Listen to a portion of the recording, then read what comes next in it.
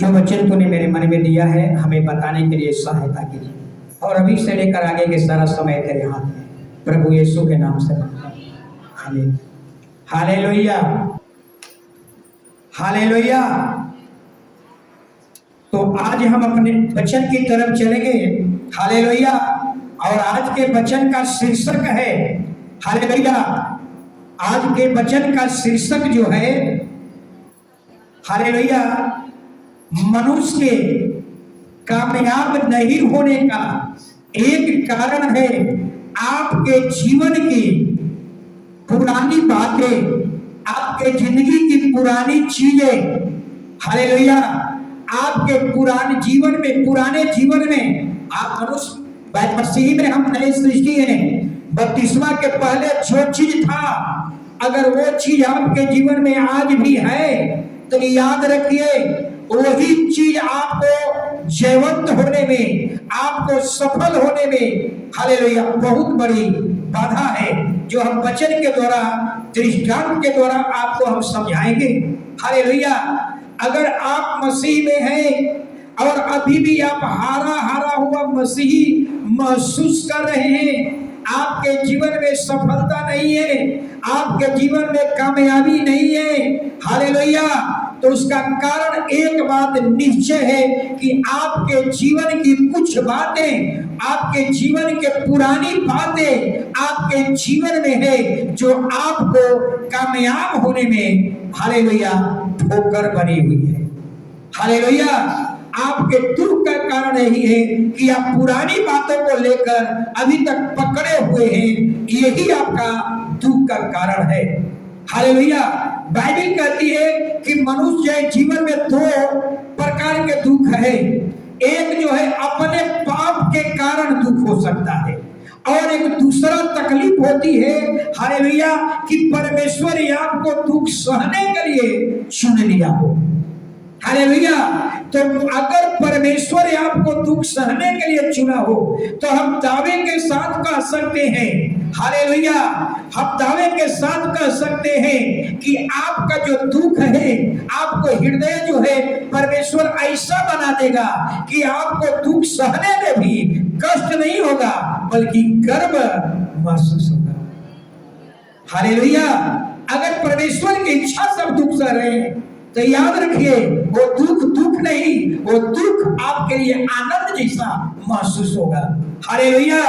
तो हम देखेंगे, अगर आपके पाप के कारण आपके जीवन में तकलीफ है तो बाइबल कहती है अपने जीवन को सुधार कर लीजिए। हालेलुया। योना के जीवन को देख सकते हैं। हालेलुया। परमेश्वर योना को एक जगह में भेजना चाह रहा था, लेकिन योना, हालेलुया, परमेश्वर जिस जगह में भेजना चाह रहा था योना नहीं गया। परिणाम क्या हुआ?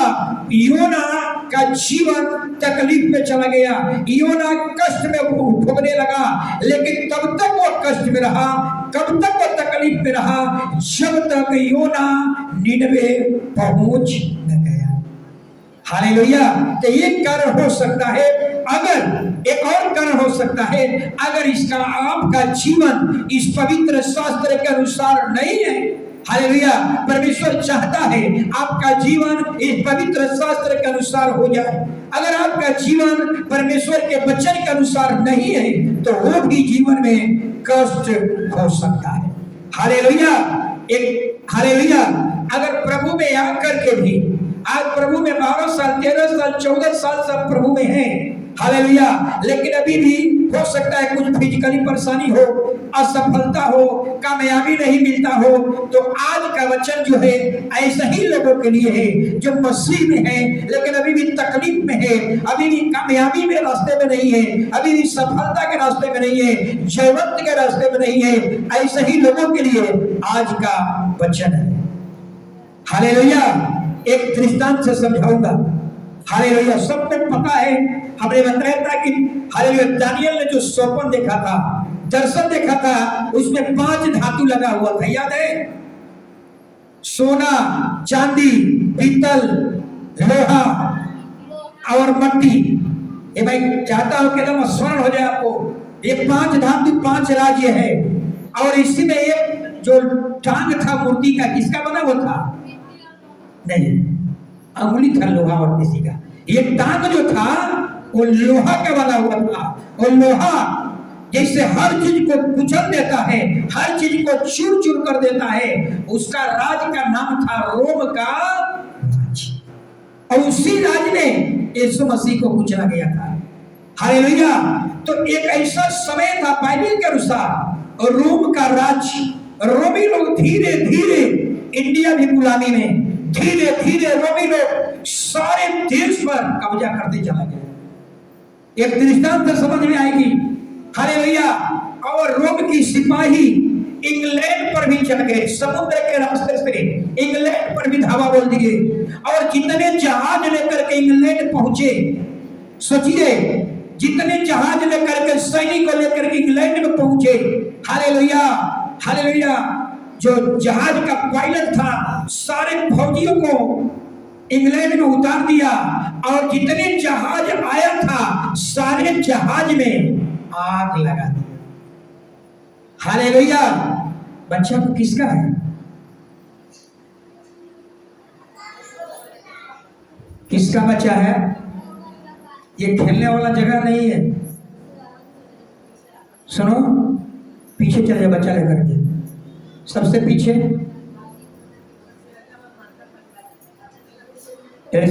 इसमें आपको देखना है, आप पीछे लेकर चले जाइए, आगे समझिए। और जितने जहाज से रोमी सिपाही पहुंचे, और रोमी सिपाही सारे जहाज में आग लगा दिया। जितने जहाज से आए थे सब में आग लगा दिया। जरा समझिए, इंग्लैंड के लोगों ने चीज को देखा कि जितने रोमी सिपाही जहाज से आए थे वो सारे जहाज में आग लगा दिए। हालेलुया। मसीही जीवन ऐसा ही है। हालेलुया।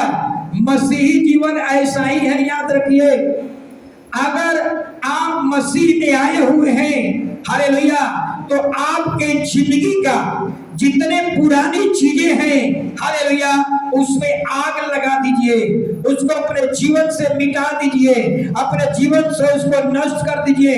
अगर आपके जीवन की पुरानी चीजें, पुराने रास्ते अगर आपने बंद नहीं किया, तो याद रखिए आपके जीवन का कामयाबी में सबसे बड़ा ठोकर है वो पुरानी चीजें। जैसा कि रोमी लोगों ने सिखाया कि अपने पुराने रास्ते को क्या किया? बंद कर दिया। जितने जहाज से इंग्लैंड में गए थे सारे जहाज में आग लगा दिया, यानी पुराने रास्ते, हालेलुया, सबको क्या किया? बंद कर दिया। हालेलुया। यही है। हालेलुया। अगर आप मसीह में आ गए लेकिन अभी भी कुछ आपके पुराने रास्ते हैं जो उसको स्मरण करते हैं, उस पर चलते हैं, यही आपके जीवन का सबसे बड़ा ठोकर है। हालेलुया। इसलिए रोमी सिपाही सिखा रहे हैं कि रोमी सिपाही जब इंग्लैंड पर धावा बोले तो अपने सारे रास्ते को क्या किया? सारे रास्ते में आग लगा दिया, सारे जहाज में आग लगा दिया, यानी सारे पुराने रास्ते बंद, सारे पुराने चीजें बंद। बाइबल कहती है, हालेलुया, कि हम मसीह में हैं तो हम नई सृष्टि है। अब आपके जीवन का पुराने चीजें आपके जीवन में नहीं होनी चाहिए। अगर आपके जीवन में आज भी पुरानी बातें स्मरण है, यही आपके जीवन को ठोकर का कारण बनेगा। लेकिन कुछ बातें बताऊंगा, ये हालेलुया, आपके जीवन की पुरानी चीजें क्या क्या है। पुराने चीजें, मसीही जीवन, एक नई सृष्टि, और मसीह से पहले पुरानी सृष्टि, दो जीवन। नई सृष्टि परमेश्वर को ग्रहण करने के योग्य, नई सृष्टि में चलेंगे सफलता मिलेगी, जीवंत होंगे। पुरानी सृष्टि उसको दलीला कह सकते हैं। हालेलुया। यानी अगर पहले खैनी बीड़ी, ये पुरानी सृष्टि है, पुरानी चीजें हैं। अगर आप पहले खैनी बीड़ी, पान मसाला, गुटखा, मदिरा, ताड़ी अगर पी रहे थे, अगर आज भी उसको चुपके चुपके अगर उसको लेकर के चल रहे हैं, तो याद रखिए यही चीज आपके जीवन का कामयाब होने में सबसे बड़ा ठोकर है। हालेलुया। आपके जीवन का सबसे तेज पुरानी चीज यह हो सकता है, हालेलुया, मूर्ति पूजा। पहले मूर्ति पूजा करते थे, पहले चंदन ताबीज मांगते थे, पहले पर्व त्योहार करते थे, पहले छठ पूजा करते थे, पहले पर्व मनाते थे, पहले जुतिया करते थे। अगर वो चीज पुराने चीज आज भी अगर पकड़ कर रखे हुए हैं तो याद रखिए यही चीज आपके जीवन का सबसे बड़ा ठोकर है। इसलिए प्रभु इसलिए रोमी सिपाही सिखा रहा है कि अपने सारे पुराने रास्ते को क्या किया, आग लगा दिया। ऐसा ही आपका जीवन होना चाहिए। अगर आप मसीही में हैं तो आपके पुराने जीवन पे आग लगा दीजिए, पुराने जीवन को खत्म कर दीजिए। इतना ही नहीं, अगर आपके जीवन में अगर मसीही में है, अगर लोभ है, लालच है, दाह है, जलन है, निंदा है, बुराई है, चोरी, बेईमानी, पक्षपात, अगर आज भी इसको पकड़ करके रखे हुए हैं तो याद रखिए यही आपके जीवन को कामयाब होने में सबसे बड़ा ठोकर है। हालेलुया, इससे बाहर निकलना होगा। हालेलुया। इजरायली लोग जरा समझिए, इजरायली लोग को परमेश्वर ने 400 बरस का गुलामी से छुटकारा दिया। 400 बरस गुलामी में लोग थे, 400 बरस के गुलामी से छुटकारा दिया परमेश्वर। लेकिन इजरायली लोगों ने क्या किया, पुराने चीज को पकड़ लिया, पुराना चीज। और जंगल में क्या कहने लगे, हमको तो मछली नहीं मिल रहा है खाने को। मिस्र देश में मछली खाते थे, मनमन्ना मछली खाते थे, खीरा खाते थे, तरबूजा खाते थे, लहसुन खाते थे, प्याज खाते थे, लेकिन अब हमें कुछ नहीं मिल रहा है। यही कारण था हालेलुया कि इजरायलियों का ये 40 दिन का जीवन, 40 दिन की यात्रा 40 साल लग गया। पुरानी चीजें कभी स्मरण मत कीजिए। एक वचन पढ़ लीजिए, गिनती 11 का 4 से लेकर 6 तक। हाय किताब बहुत बड़ा है। हालेलुया।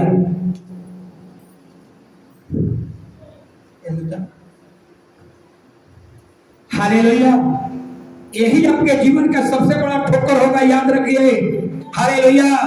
इजराइल हालेलुया कनान देश में परमेश्वर ले जाना चाहता था, लेकिन वो यात्रा 40 दिन का था। लेकिन ये लोग पुरानी पुरानी बातें अभी तक पकड़ के रखा था। मिस्र देश में हम मछलियां खाते थे, लेकिन यहाँ तो केवल मन्ना मिल रहा है। मिस्र देश में लहसुन प्याज मिलता था, खीरे मिलते थे, तरबूजा मिलता था, यहाँ पर केवल मन्ना मिलता है। यही पुरानी बातें बार बार क्या कर दिया, ये 40 दिन की यात्रा 40 साल लग गई। फिर जो मिली जुली भीड़ उनके साथ थी वह कामुकता करने लगी।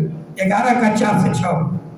और इजरायली भी फिर रोने और कहने लगे, हाँ। हमें मांस खाने को कौन देगा? हाँ। हमें वे मछलियां स्मरण है हाँ। जो हम मिस्र से खाया करते थे। हाँ। और वे कीड़े और खरबूजे और गंगने और प्याज और लहसुन भी। परंतु अब हमारा जो जी घबरा गया है, हाँ। यहाँ पर इस मन्ना को छोड़ और कुछ भी देख नहीं पड़ता। हाँ। मन्ना तो धनिये के समान था बस। और उसका रंग रूप मोती का था। हालेलुया। समझ में रही ना? यानी यही चीज इजरायलियों को परमेश्वर ने आजाद तो कर दिया, लेकिन अभी तक इजरायली लोग मिस्र के चीज को पकड़ कर रखा था, अपने जीवन के पुराने चीज को पकड़ करके रखा था। हालेलुया। यही चीज जो मूर्ति पूजा लोग किया, जो बछड़ा का बनाकर मूर्ति पूजा किया, यही वहां का ये चीज था। वहां लोग देखा था कि कैसे वहां पूजा होती थी, और यहाँ जंगल में वही चीज उनके मन में छपा हुआ था और झट से ये काम कर लिया। हालेलुया। तो अपने जीवन में झांकिए। हालेलुया।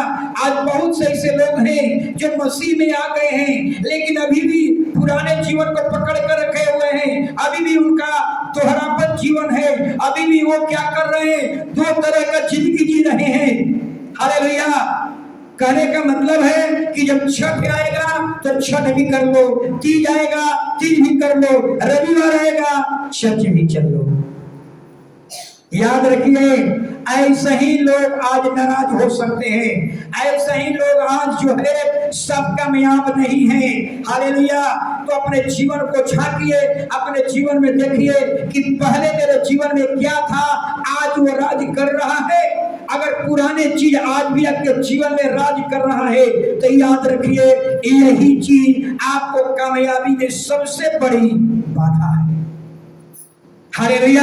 पहले किसी का निंदा करते थे, पहले किसी की बुराई करते थे। अगर आज भी यही चीज को पकड़ कर रखे हुए हैं तो याद रखिए आप कभी कामयाब नहीं हो पाएंगे। पहले खैनी खा लेते थे, पहले हालेलुया पान मसाला खा लेते थे, ताड़ी पी लेते थे, शराब पी लेते थे, सिगरेट पी लेते थे। अगर आज भी अगर चुपके चुपके ये चल रहा है तो याद रखिए आपके कामयाबी होने में, आपके हालेलुया सफल होने में सबसे बड़ी बाधा आपका पुराना जीवन। हालेलुया।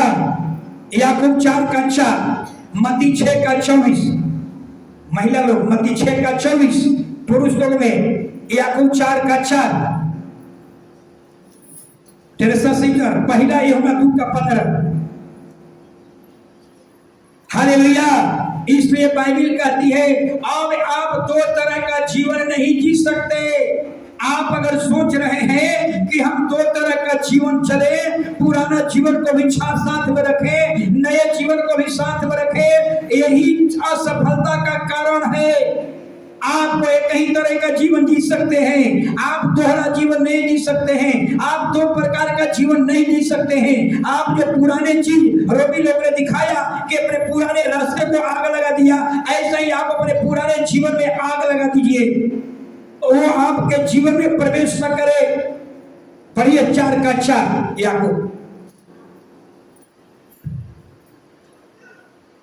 हे व्यभिचारिणियों, हाँ क्या तुम नहीं जानती हाँ कि संसार से मिथ्या करनी हाँ। परमेश्वर से बैर करना है। बस देख लिया बाइबल क्या कह रही है, संसार और परमेश्वर दोनों को तुम एक साथ मोहब्बत नहीं कर सकते।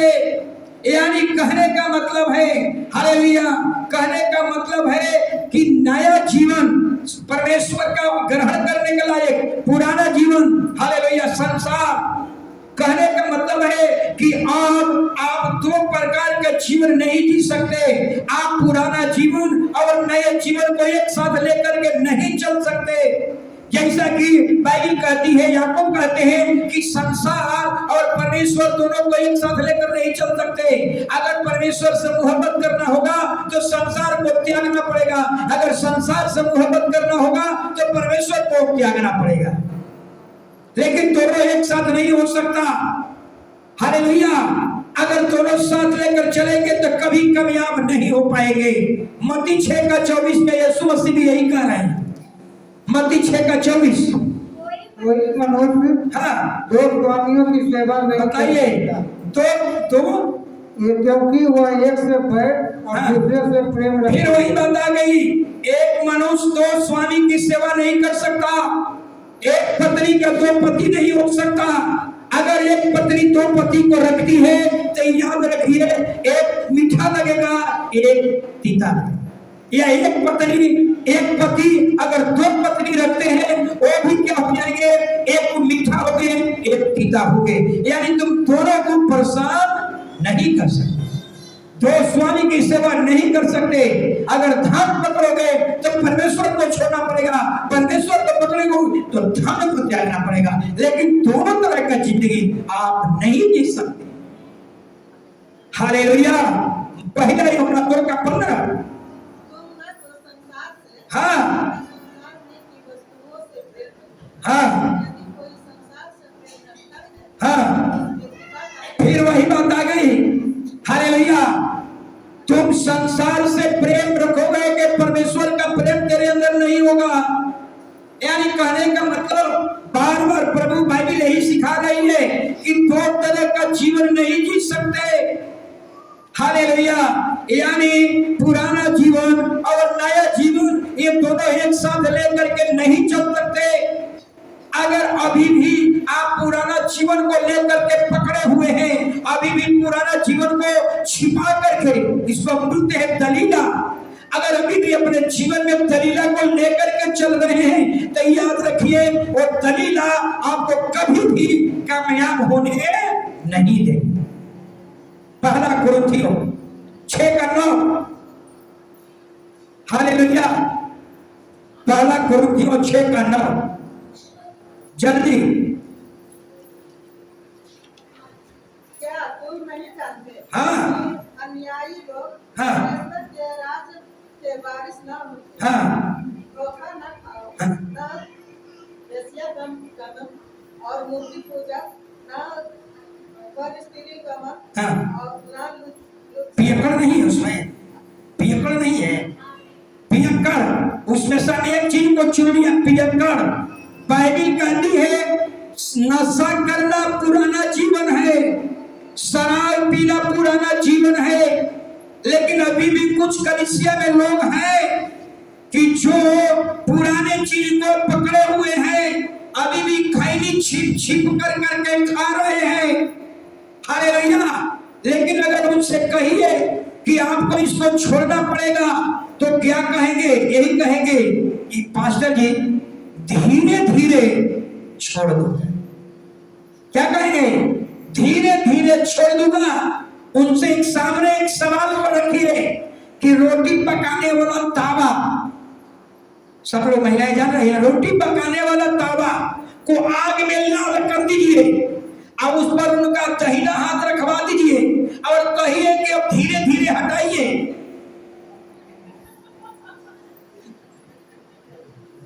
यहां धीरे धीरे हट जाएगा, हट जाएगा। अगर आपका पति कहते हैं, महिलाएं लोग अगर आपके पति कहते हैं कि अच्छा धीरे धीरे छोड़ देंगे, तो कहिए कि तावा को लाल कर दीजिए और ऊपर दाहिना हाथ रखिए और धीरे धीरे खसकाइए। यहां समझ में आ जाएगी। हालेलुया। यीशु मसीह जक्कई के घर गया। हालेलुया। जक्कई कितना पापी था, अधर्म से धन पकड़ करके रखा था।